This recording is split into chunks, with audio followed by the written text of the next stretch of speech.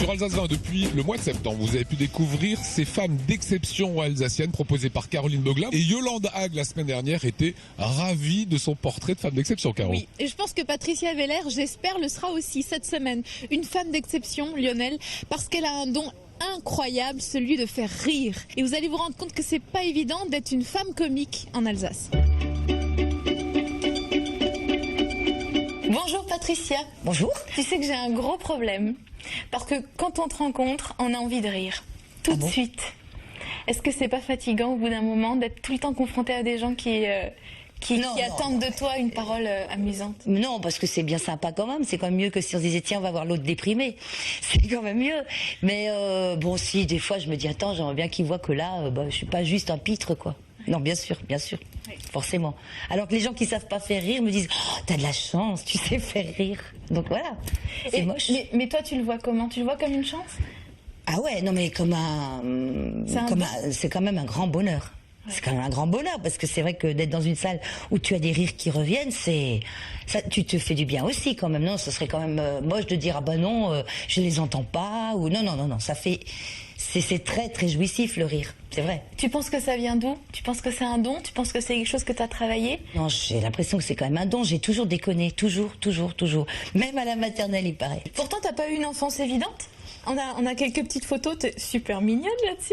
Ouais. Des bonnes joues. Ouais, j'ai des bonnes joues. Ouais. Tu es d'une famille modeste, donc ça peut être évident tout le temps. Quoi. C'est-à-dire qu'il y avait vraiment rien de trop, quoi. Jamais. Et puis, on comptait beaucoup. Mais bon, c'était pas du tout, je peux pas dire attends, j'ai eu une enfance malheureuse. Ça t'a forgé aussi? Est-ce que ça t'a inspiré pour tes personnages? Oui, bien sûr, parce que j'adore les personnages. Je joue quand même rarement les grandes bourgeoises, que j'observe beaucoup, mais je joue pas très bien en fait. Et là, je saute plusieurs époques et on arrive à notre amie Marlise. Marlise, elle t'énerve pas un petit peu? Elle fait partie de toi? Mais est-ce qu'au bout d'un moment... Elle me gonfle souvent, parce qu'elle est quand même souvent beaucoup plus appréciée que Patricia Veller. Je tiens à préciser que c'est quand même moi qui suis dedans. Elle est connue, elle se la pète, elle va partout, elle ramène sa grande gueule tout le temps. Non, il y a eu des moments où je me suis dit c'est bon là, je peux plus. Oui.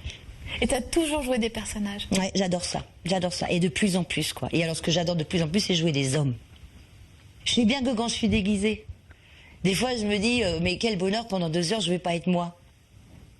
T'as envie d'une certaine reconnaissance aujourd'hui, quand tu regardes en arrière? Je me dis, t'en as fait quand même des choses, t'as fait toutes les salles polyvalentes d'Alsace.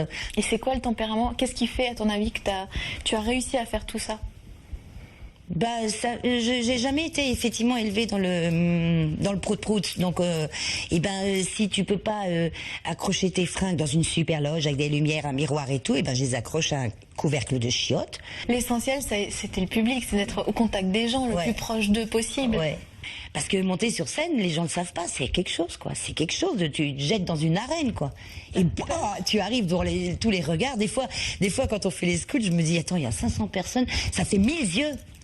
Je sais pas comment dire, c'est un moment comme ça il faut y aller, quoi. Et t'as peur? Ouais. Moi, j'ai de plus en plus peur, bien sûr. Le trac, non, j'ai de plus en plus. C'est parce que c'est le vieillissement, parce qu'on pardonne pas à une nana qui monte sur scène de vieillir. On peut pas vieillir. Non, ça encore, c'est une différence avec les hommes. Ouais, c'est moins bien vécu. Un mec, il n'y a pas un spectateur, une spectatrice qui sort en disant vous n'avez pas pris du ventre, vous? Alors que moi, on me l'a fait.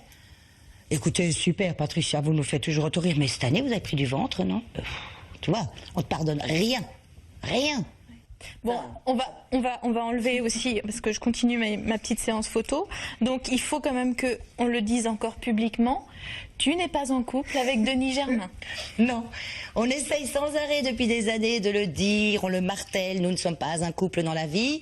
On est vraiment un couple sur scène, bien sûr, on a une grande complicité. Non, on n'est pas du tout ensemble, mais on est beaucoup ensemble dans le boulot. Mais du coup, ça peut être embêtant aussi que tout le monde vous croit en couple. Je peux lancer un appel, parce que j'ai déjà essayé, mais les gens ne le croient pas. On n'est pas ensemble, et on est libre, chacun. Donc, faites quelque chose. Voilà une Patricia Veller que j'ai l'impression d'avoir découvert. Oui, on a l'impression de faire sa connaissance pour la première fois, ça fait plaisir. La semaine prochaine, je vais rencontrer Yvonne, elle nous reçoit chez elle. Yvonne du restaurant Yvonne, qui a un nom de famille qu'on a tendance à oublier. Madame Yvonne. Voilà, c'est des portraits à ne pas manquer.